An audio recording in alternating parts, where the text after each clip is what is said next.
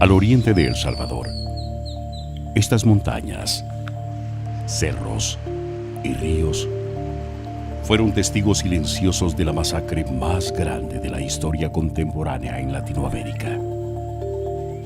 Varias comunidades fueron el escenario del exterminio masivo.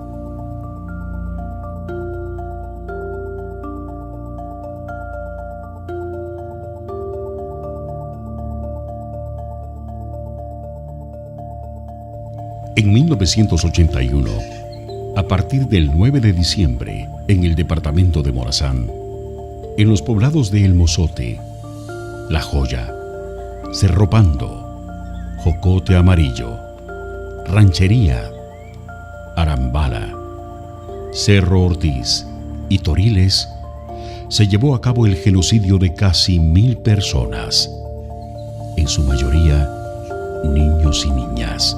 Estos nombres son la evidencia de cada familiar que durante mucho tiempo ha buscado la justicia y la verdad.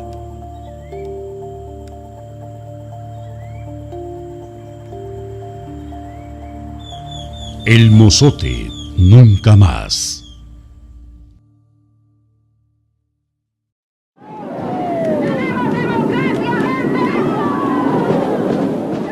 El Salvador transitaba por una etapa de convulsión social a finales de la década de los 70, a consecuencia de la expropiación de tierras, políticas de represión y fraudes electorales que mantenían a militares en el poder.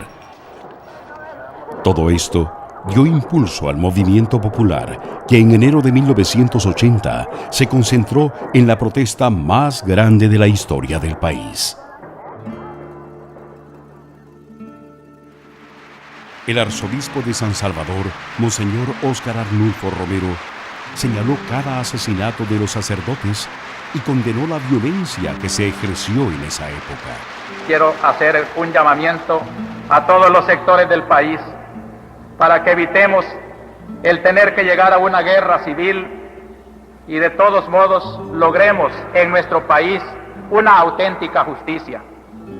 Para ello es indispensable que todos estemos dispuestos a compartir con los demás lo que somos y tenemos y a participar en la medida de nuestras posibilidades a crear esa estructura económico-política que de acuerdo con el plan de Dios favorezca equitativamente a todos los salvadoreños.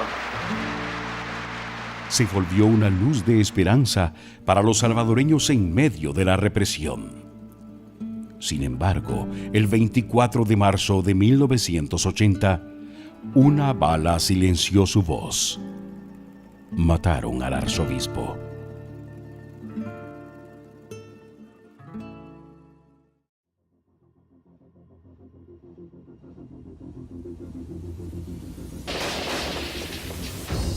Iniciada la guerra civil durante los años 1980 y 1981, la Fuerza Armada de El Salvador no solo combatió contra la guerrilla del FMLN, sino que también incrementó la represión contra la población civil.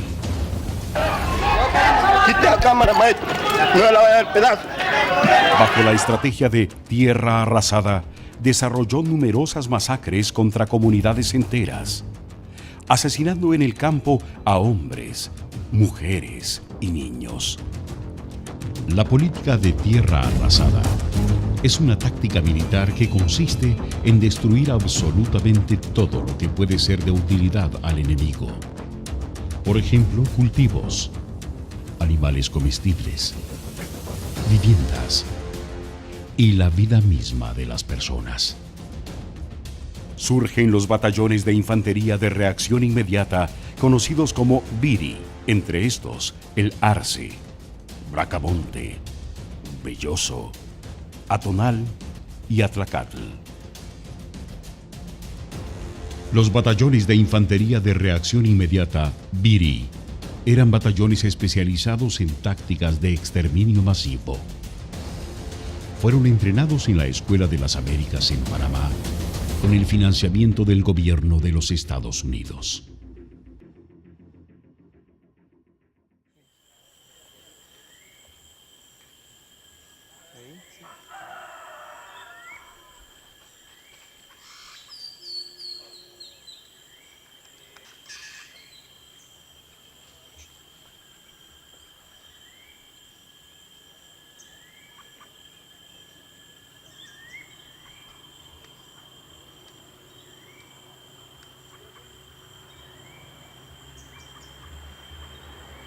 Por ejemplo, yo no sabía por qué hacían eso, porque yo en ese entonces tenía 36 años. Yo iba a decir que iba a venir unos operativos, que a uno le decían tierra arrasada, otro que operativo de exterminio, salía por el radio, pero uno no creía lo que iba a pasar.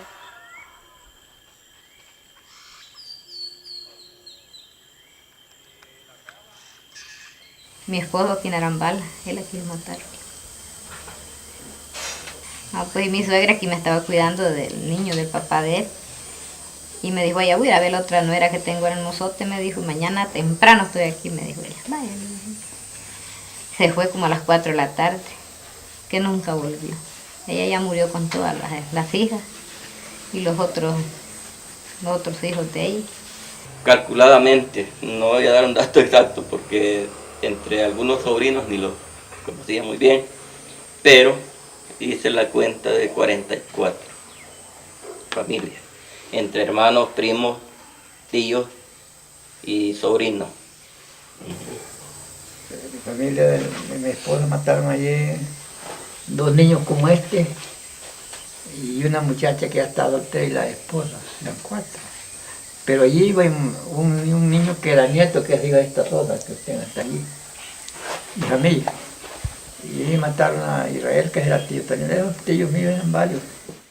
Hay 5 compañías de 125 efectivos que participan en la matanza, pero fundamentalmente es una de esas compañías y dentro de esas compañías una sección de 40 hombres, los efectivos que directamente ejecutan el exterminio de cientos de personas. El oficial sobre el terreno, identificado plenamente como el asesino directo, material, el carnicero del mozote, era el entonces mayor, que después llegaría a ser coronel Natividad de Jesús Cáceres Cabrera, integrante de lo que fue conocido muy famoso, que fueron muy famosos, ¿no? La Tandona de la Fuerza Armada, por supuesto bajo la supervisión personal de Domingo Monterrosa, que instala su puesto de mando en la población de Arambala y desde ahí dirige el exterminio. Pocos días de haber ocurrido el genocidio, incursionó en la zona un equipo de periodistas pertenecientes a la guerrillera Radio Venceremos, quienes recabaron datos y fotografías de lo ocurrido. Yo entro de la zona de la Polleta, de la zona trasera de la iglesia, y la visión que tuve esa tarde fue de muchas casas humeantes, olores de personas en descomposición muy fuerte, y recuerdo que la primera escena que encuentro es la iglesia. Entro a la iglesia, tomo fotografías, donde encuentro bancas caídas, escapularios, documentos de identificación y restos humanos. Cuando regresamos pasamos por el mozote y se veía un pueblo totalmente destruido, se sentía todavía olor a muerte y algunos cadáveres que no estaban del todo enterrados. Una cosa terrible, terrible. Se miraba las grandes humazones y se sentía como que estaban asando carne aquellas grandes humazones. El zumo a la muerte se sentía lejos, como a 200 metros, se sentía que era fuerte. Pues. Y logramos pasar ahí, logramos ver algunos cuerpos, algunos que los habían puesto fuego ahí por el mar, que habían unos huesos ahí, eso llamado, pues que les habían puesto fuego. Entonces muchos que se veía así que iban buscando una vaguada, que iban corriéndose, y ahí habían muerto. Cuando yo llego donde vivía mi hermano, ya los huesos estaban en una quebradita porque los cúteres los habían bajado por ahí los comiendo y ahí estaba una sola maleta de huesos de los hijos de mi hermano, la esposa y él, menos los que eran de familias de Toño, porque él sí los logró enterrar. En la noche fue a sacarlos y los enterró. Pero estos mataban con lujo de barbarie, con una preparación bárbara que les habían dado y que para ellos eso era valentía. Eso era una ferocidad, esa era una valentía para ellos.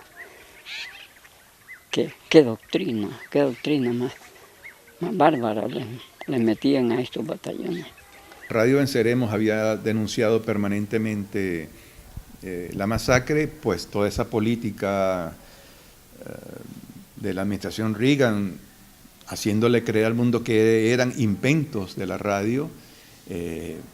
Toda esta situación tuvo un corte cuando penetran a Morazán Susan Meiselas, Raymond Bonner del New York Times. El 27 de enero de 1982 se publicó la noticia de la masacre de El Mozote en los periódicos The New York Times y The Washington Post. Los medios nacionales se limitaron a informar sobre el operativo realizado por la Fuerza Armada.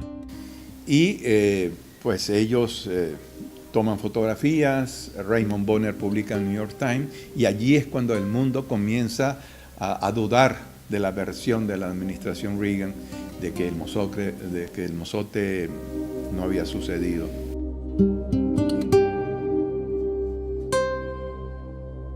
En aquel momento la masacre del Mozote fue negada por el alto mando de la Fuerza Armada, con el entonces ministro Guillermo García al frente. Fue negada por el presidente Duarte y su junta de gobierno. Fue negada por la Embajada de los Estados Unidos en El Salvador.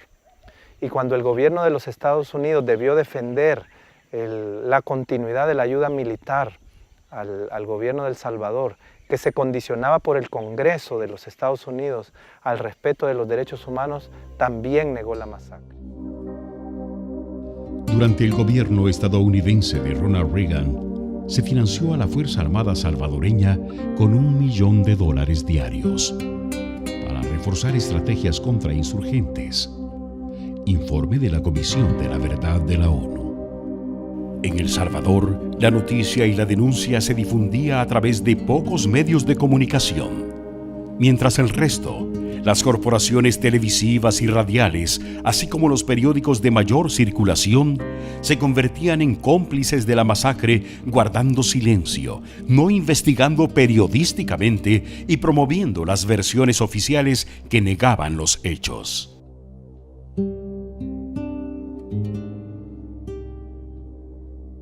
Porque yo tomé fotografías en el Mozote donde habían inscripciones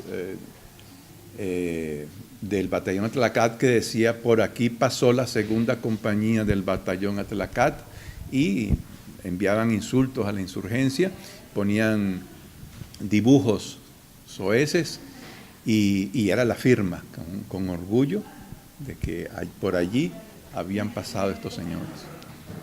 Que eso era patriotismo lo que andaban haciendo, que era patriotismo, una barbarie de esa naturaleza, que era un patriotismo. ¡Qué barbaridad! ¡Qué mentira más terrible, terrible!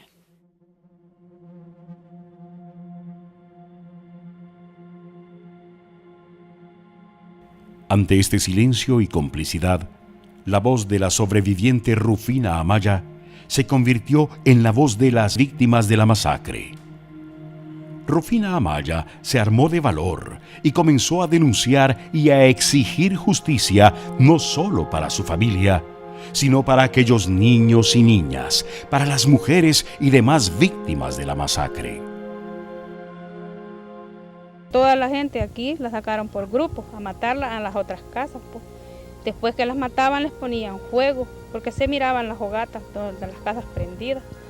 Bueno, cuando yo me sacaron, ¿verdad?, de la casa donde estaba, donde Alfredo Márquez, para donde Israel Márquez. Bueno, yo lo que pude quedarme de último de la fila por estar peleando de mi niña de pecho, que yo no lo quería dar, porque pues sí, la tenían en los brazos y ellos querían que dejara a la niña, entonces me la quitaron entre 2 soldados y se la dieron al niño más grande.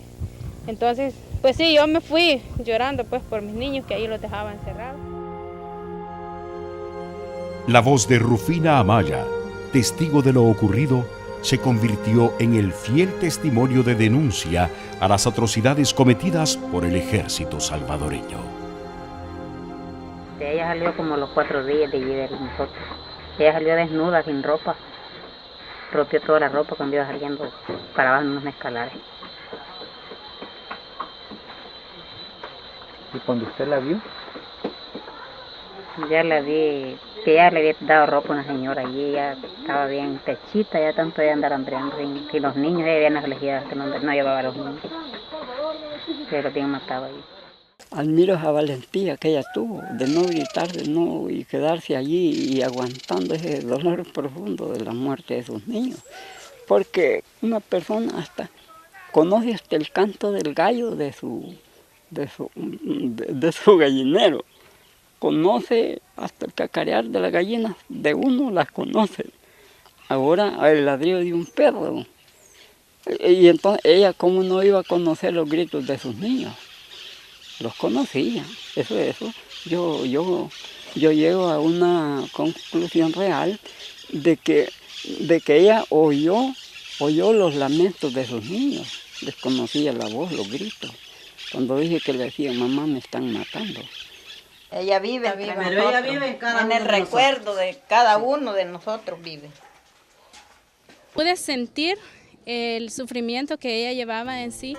Ella nunca recibió una terapia psicológica, pero a pesar de eso, su fe y el amor por la justicia, ella siempre luchó. Porque ella siempre dijo de que ella denunciaba la masacre del Mozote y la iba a denunciar hasta el último día de su muerte, porque ella quería justicia. Esa noche no hablaron sus pasos, pues sus pies descalzos debieron callar. Y perdió la mitad de su vida, pero no se heredó la verdad. Vio morir su familia querida, la paz y la alegría de su pueblo natal. Y aceptó hablar por los que cayeron y luchar por nuestra libertad. Y su voz que rompió el silencio ahora es eco de nuestra verdad. Sigue siendo el clamor de mi pueblo que aún exige por su dignidad. Las palabras de Rufina Amaya hoy nos hablan desde la humildad de los masacrados del Mozote. Es la voz que nunca callará.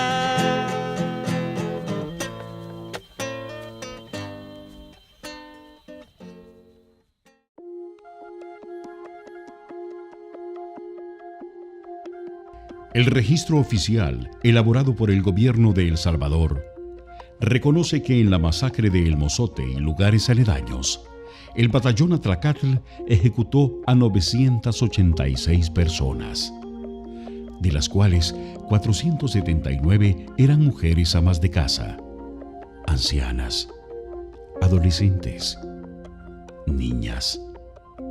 12 de estas mujeres estaban embarazadas. Y lo primero que hicieron fue sacar a las mujeres más jóvenes de un año para arriba, de un niño para arriba, y las muchachas pues se las llevaron y esas ya no regresaron a donde nosotros estábamos, pues, porque todo el grupo que iban sacando no regresaba. Entonces podíamos ver que toda la gente aquí la sacaron por grupos a matarla a las otras casas, pues. Después que las mataban les ponían fuego, porque se miraban las hogatas de las casas prendidas. A todas las mujeres las formaron allí y los hombres aparte.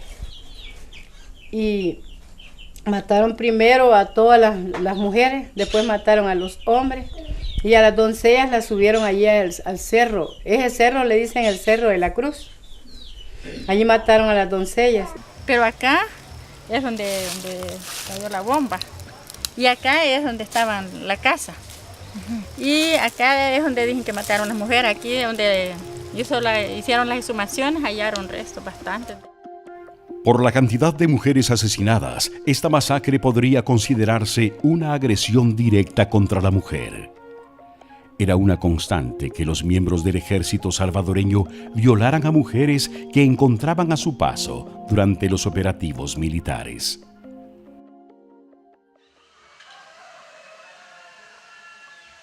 Los niños del Mozote.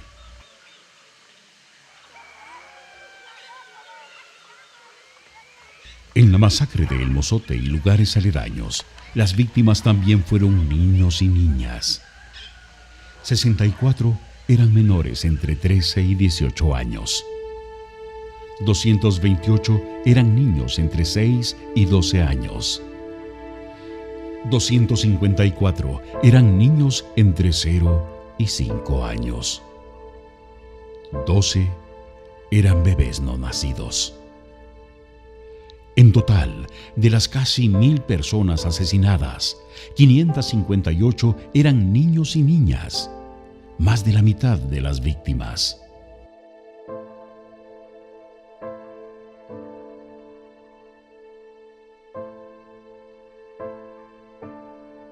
De mi hermana, mi sobrinita, un sobrinito, un niño apenas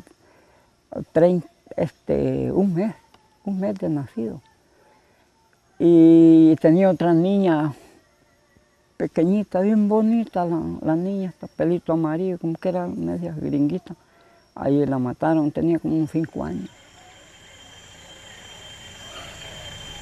Ahí está mi suegra y las 2 niñas son hijas de ella, mi cuñada. Una de las niñas tenía 18 meses. Vino medicina legal y se llevaron los cuerpos para verificar si en realidad era la familia que estaba allí masacrada. Aquí hay 15 cuerpos. Todo es una sola familia. Familia de apellido Márquez García. Aquí tengo el vestido de la niña de 18 meses. El vestido y un gorro, que fue lo que encontramos allí cuando estábamos escarbando para hacer la casa. Y este vestido ha puesto en un cuadro, porque es importante tener algo. Para nosotros, las fotos de los abuelos, de los tíos, de todo, son importantes, pero ellos han perdido todo quemado. Entonces tenemos que recordar, ellos tienen derecho de recordar.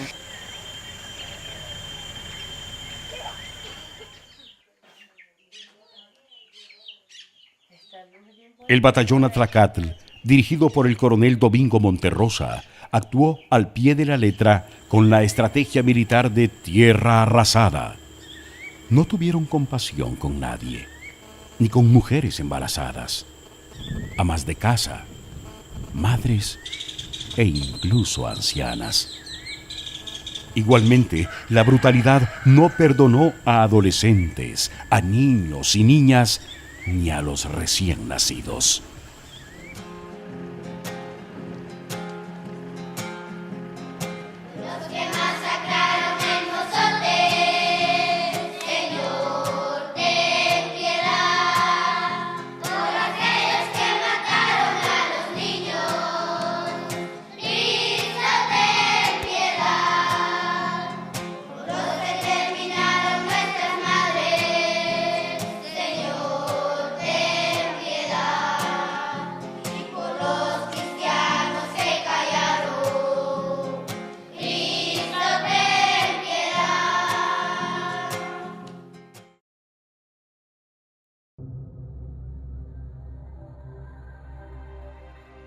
Monseñor Romero había creado la Oficina de Tutela Legal del Arzobispado, justamente para dar acompañamiento a víctimas o familiares de víctimas en su exigencia por el respeto a los derechos humanos y en la búsqueda de justicia.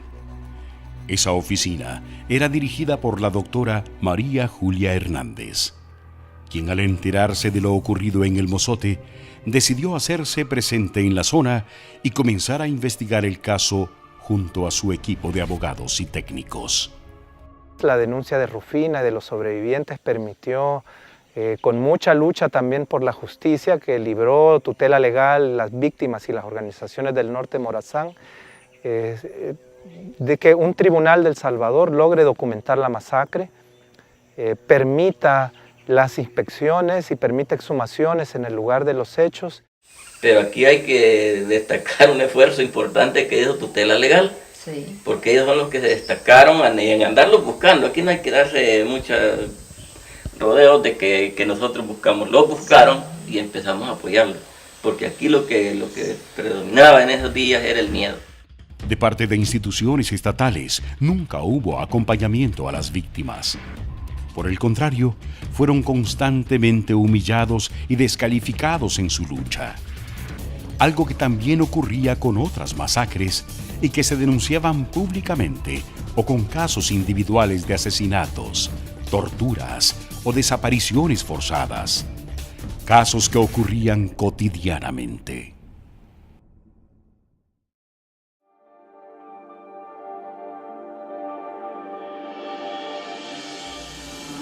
El 16 de enero de 1992, la guerrilla del FMLN y el gobierno de El Salvador firmaron los acuerdos de paz que pusieron fin a la guerra civil salvadoreña. Firmada la paz y depurada la Fuerza Armada, un año más tarde, en marzo de 1993, se promulga la Ley de Amnistía que impedía la investigación de crímenes de guerra y de lesa humanidad, dejando en la impunidad a los responsables de graves violaciones a los derechos humanos.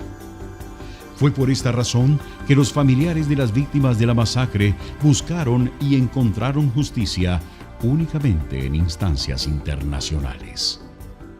Con el acompañamiento de tutela legal es que se recurre a las instancias internacionales como es la Corte Interamericana y la Comisión Interamericana de Derechos Humanos, quienes le dan la razón a las víctimas y condenan a El Salvador por las graves violaciones a derechos humanos, y no solo en el tema de justicia, sino que también la condena a una serie de medidas.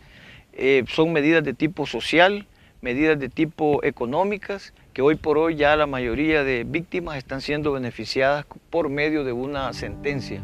Ante la sentencia de la Corte Interamericana de Derechos Humanos, el Estado salvadoreño, a través del presidente de la República, Mauricio Funes, realizó el 16 de enero de 2012 un acto de desagravio por el asesinato de más de 1 millar de personas ocurridas durante la masacre, reconociendo haber sido un operativo del ejército salvadoreño que respondía a las políticas represivas del gobierno de turno. Por esa masacre, por las aberrantes violaciones de los derechos humanos y por los abusos perpetrados, en nombre del Estado salvadoreño, pido perdón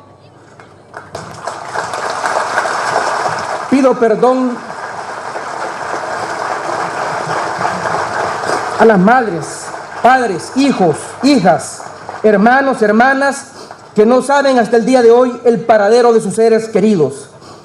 Pido perdón al pueblo salvadoreño que fue víctima de este tipo de violencia atroz e inaceptable. Posteriormente, también se comenzaron a implementar medidas de reparación de tipo social a los familiares de las víctimas, lo cual implicó la elaboración de un registro oficial para identificar a los pobladores y las zonas donde habitan. En otros actos de reparación, el 16 de enero de 2016, el presidente Salvador Sánchez Serén también pidió perdón a todas las víctimas de la represión, destacando la necesidad de la búsqueda de la verdad, la justicia y la reparación a las víctimas para luego llegar al perdón.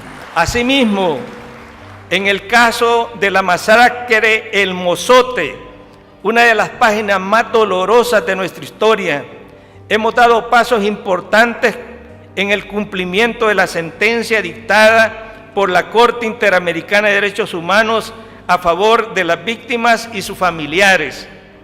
Por ello, quiero anunciar que dedicaremos este año nuevos fondos para continuar con el pago de indemnizaciones para los afectados tal como lo ordena la sentencia de la Corte.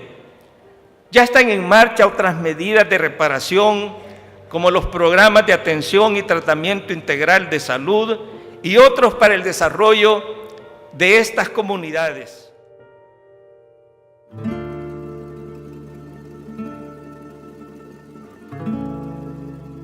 La Asociación de Víctimas de la Masacre de El Mozote, junto a sus representantes legales y el apoyo de la comunidad internacional, lograron que en 1992 se realizaran las primeras exhumaciones a cargo de uno de los equipos más especializados a nivel mundial, el equipo argentino de antropología forense. El equipo argentino llega a El Salvador en realidad y conoce sobre la masacre a partir del contacto con María Julia Hernández, ¿no? Que entonces directora de tutela legal, la oficina del arzobispado de San Salvador. Es ella quien informa al equipo y consulta sobre las posibilidades de documentar científicamente lo ocurrido en esta masacre. Esto año 1991. Que por primera vez el equipo llega a El Salvador a conocer sobre los hechos, a entrevistarse con los familiares de las víctimas, a recorrer los sitios como estos, y en el año 1992 se inician los primeros trabajos arqueológicos de recuperación de restos y evidencias de víctimas de la masacre. Y donde la prueba forense demuestra que se trataba de un crimen masivo, que no era niños que murieron en fuego cruzado, que no eran un cementerio clandestino de las guerrillas, como trataba de sostener todavía entonces el gobierno y las autoridades de medicina legal, sino que se trataba de una ejecución masiva extrajudicial, donde en una pequeña cabaña 24 tiradores exterminaron a muchos de estos niños, y después, para eliminar a los niños que todavía sobrevivían y se quejaban de las lesiones, tiran una bomba al centro de la pila de cuerpos de todos estos niños y le dan fuego a la cabaña. Estamos muy cerca de lo que fue el primer sitio excavado en esos años, que fue el que se documentó y que se presentó, un informe, obviamente.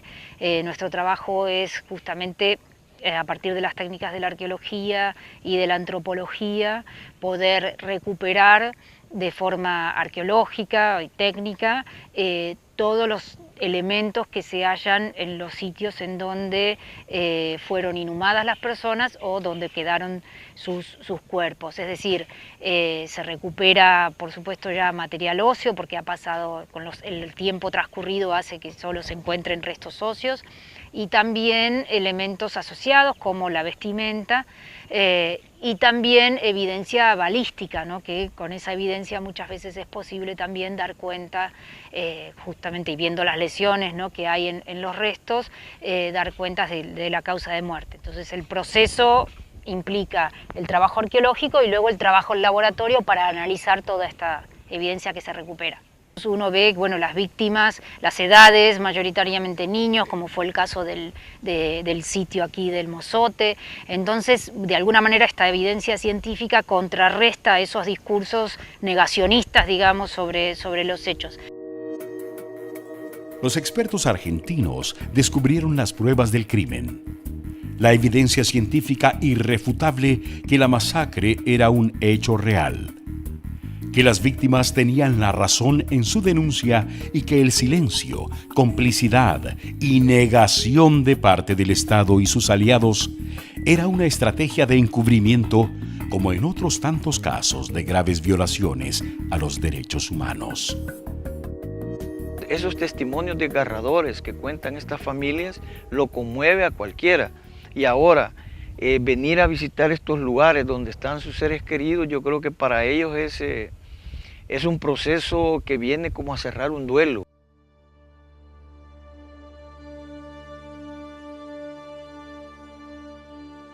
El 25 de octubre de 2012, en la sede de la Corte Interamericana de Derechos Humanos, se desarrolló la audiencia final en la cual representantes de las víctimas de El Mozote argumentaron los hechos.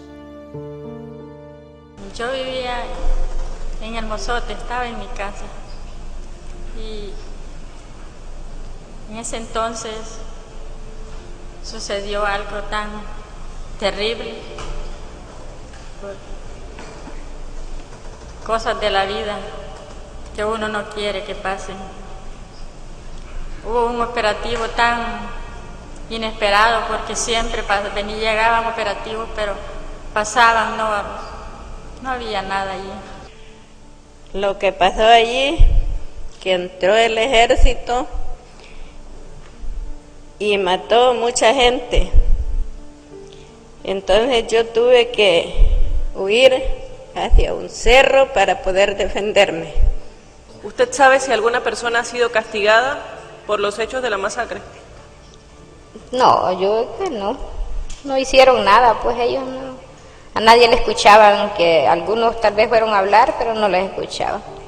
Justicia es la que queremos, es la que siempre hemos pedido, porque cuando fuimos a la corte nadie pedía medidas de reparación. Yo sí les decía, pero para las personas que habían quedado solas, los lisiados, porque hay personas que sí quedaron lisiadas, no anduvieron en la guerra, pero sí quedaron porque tal vez por alguna bomba o algo así, o quedaron enfermos, sin hijos y todo eso. Sí, yo pedía, pero como siempre en la sentencia siempre vienen medidas de reparación. Pero, como le digo, hoy necesitamos apoyo de todos ustedes porque solo nosotros no vamos a poder seguir adelante. Pero la gente que no comprende, pues, piensa que es un pasatiempo, que vea que todo lo que pasó pues fue una historia y así se quedó. Pero no tiene que ser así. Porque uno como familia pues tiene sentimientos. Es su familia. Y murieron prácticamente como matar a un animal. Y aquí nadie puede pasar la página de un libro si no la ha leído. Y la tenemos que leer despacio y luego pasarla. Pero no se puede esconder debajo de la alfombra, no se puede pasar. Y las víctimas, y yo me canso de decirlo, ¿no? Ellas siempre dicen, ¿y qué se va a abrir si nunca se ha cerrado, ¿no? Y eso es así, porque hablando con las víctimas del mozote, casi todas, no hay día que no recuerden lo que pasó. Todavía hay militares que dicen que esto no sucedió. Y a mí me consta haber ido hasta Ecuador a dar testimonios a nombre de la comunidad de aquí de La Joya y también de Cerro Pando, porque si uno no habla, esto queda impune. Y yo lo que pido es la justicia de Dios para estos señores, que hay unos que están capturados y dicen que son inocentes. Dios lo sabe. Dios lo sabe que no son inocentes. Estos son parte de nuestra familia. Edgar Martínez López Martínez, Joaquín López Martínez. Contra todo el poder político, económico y militar. Porque realmente los jueces, al principio, no querían ni oír las demandas. Era una cuestión como que nada había pasado, pues no se le ponía interés. Sería por temor o a saber. Rogelio dijo una palabra ahí, que han salido de los escondites. Y es verdad, porque la verdad es que el escondite era el temor que se tenía a hablar y a decir la verdad. Porque la gente estaba realmente sin ánimo para hacer esa lucha. Bueno, pero ya luego la gente poco a poco va cambiando de mentalidad, va entendiendo mejor lo que había pasado. A mí me pegaron una buena reprendida en el juzgado cuando yo fui a declarar esto, porque fui a declarar lo que oí y vi, ¿verdad? Me dijeron que por qué no habíamos ido en el momento, no estuviera contando la historia. Le dije, como le digo, yo no tengo miedo, no estuviéramos contando esta historia. Le dije, si nos hubiéramos dejado agarrar, hubiéramos venido aquí, que capaz, ¿cómo nos iban a dejar entrar, hombre? Y la verdad es que nosotros como salvadoreños hemos sufrido, uno mejor que otro, ¿verdad? Y por lo tanto es interesante tomar en cuenta este trabajo, ¿verdad? Que el gobierno se sienta capaz, donde ya hubo un pequeño paso, ¿verdad? Pero en cuanto de justicia, no hay nada. que haya habido. Y sí es decepcionante ver hasta este momento todo lo que se ha hecho, ¿verdad? Murió Rufina Maya, ya murió también María Julia, que era de tutela legal. Son personas que lucharon por esto y todavía ya pasaron todos estos tantos años y no se ve todavía eso, ¿verdad? Es decepcionante, muchas veces doloroso, ¿verdad? Que haya esa búsqueda y de repente hayan obstáculos, hayan gente que quiera siempre ocultar la verdad. La deuda más grande que se tiene es en el aspecto de la justicia, por las razones que se conocen. Porque se trata de enfrentar con los malhechores de este crimen. Si uno de la Fuerza Armada llega al mozote y pide perdón, la gente lo va a abrazar. La gente no es rencorosa.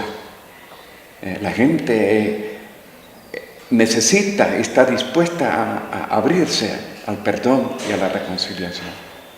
Somos hermanos y hermanas. Este era crimen de lesa humanidad, no importa su color, su raza, su nacionalidad. Le toca a usted responder, hacer algo como ser humano. Pidiéndole a Dios uno sale adelante. Yo por eso le digo a la gente que Dios es bueno con uno, pidiéndole de corazón, porque eso que pasamos no es fácil y son heridas que no van a sanar nunca quizás. En julio de 2016 se deroga dicha ley de amnistía, lo que permitió a los representantes legales de las víctimas reabrir el caso. A 36 años de ocurrida la masacre, los habitantes de El Mozote y lugares aledaños continúan ejemplarmente la búsqueda de la verdad y su derecho a la justicia y reparación.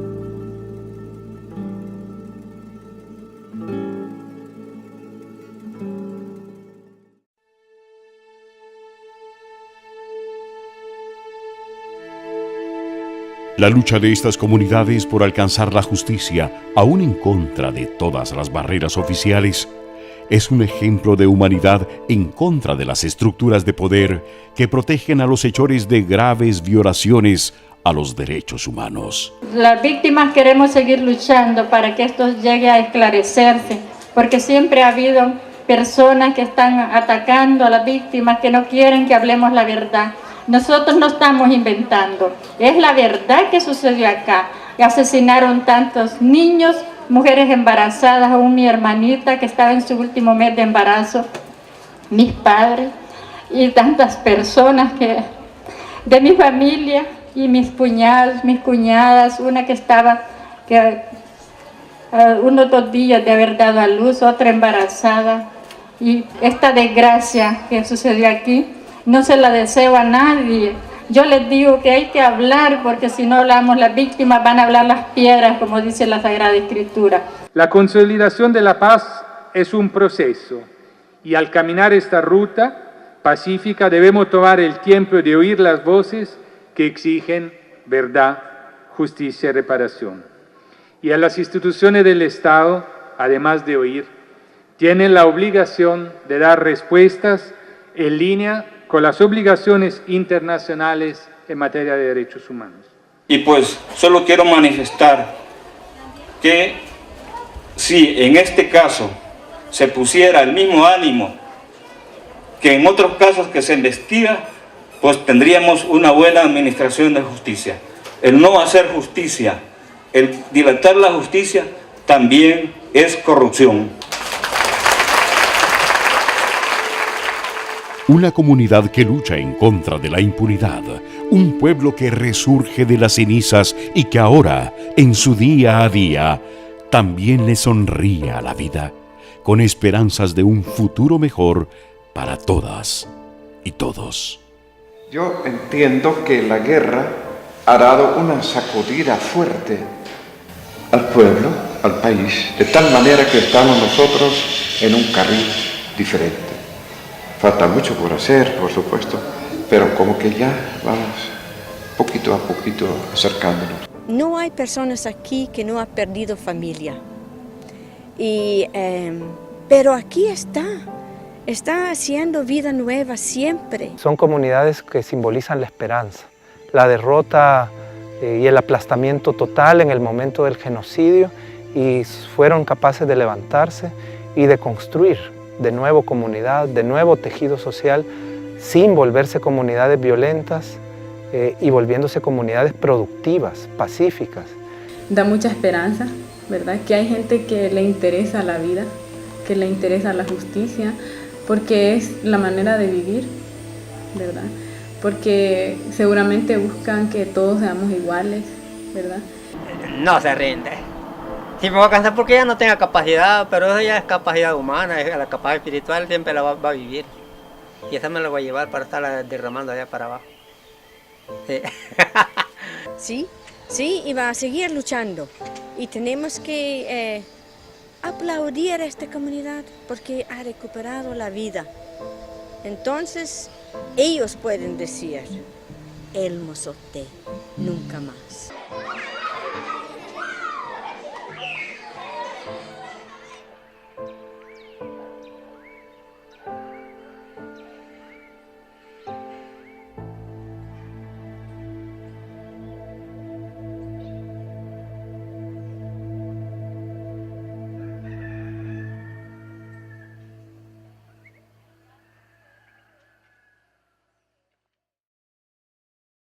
Voy a hablar de mi pueblo, te voy a contar del Mozote, de tanto tiempo su historia se ocultó y su terrible masacre se negó.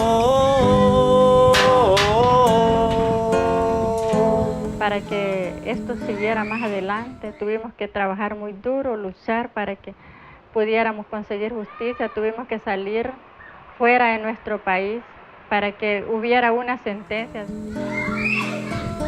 Fueron las Fuerzas Armadas del batallón Atlacán, comandados por Monterrosa y el capitán Salazar.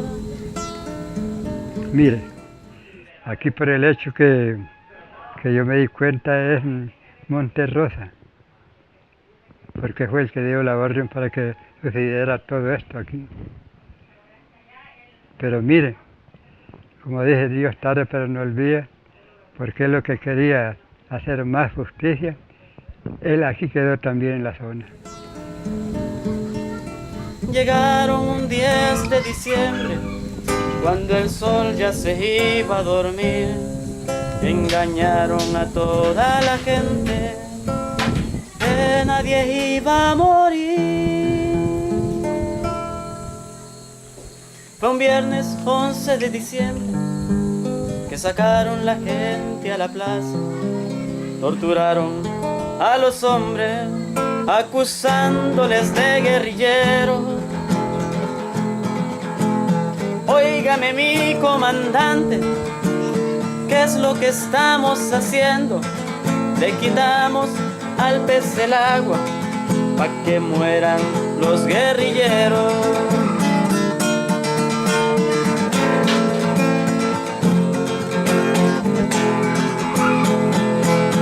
Dicen que entre las montañas se oyeron los gritos que daba terror, que violaron a la cipota y la masacre empezó.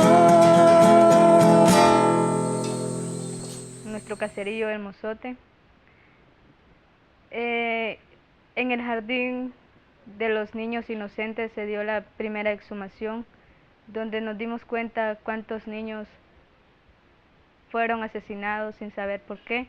No conocían armas, no conocían fusiles, no conocían ni siquiera que un cuchillo, una navaja, y no conocían armas, mucho menos juguetes, y los únicos que les dieron fueron balas.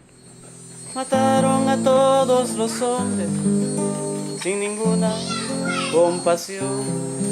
Las mujeres, ancianos y niños, solo Rufina vivió.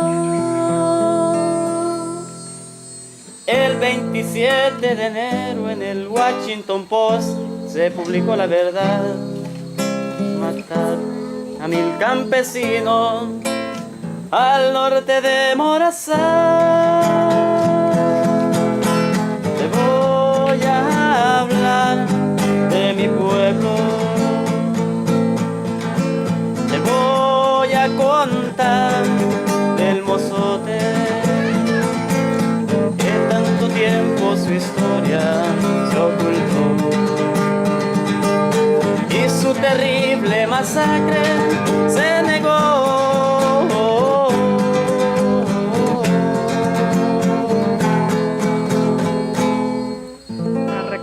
De las comunidades se ha hecho con el esfuerzo de ayudas internacionales y así se ha ido reconstruyendo, y nosotros siempre luchando para seguir adelante.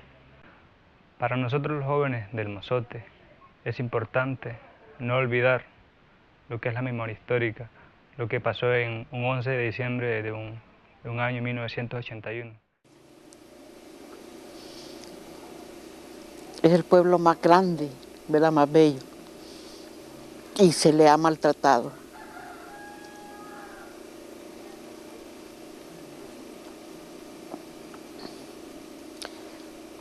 Ya es tiempo que se le deje vivir en paz.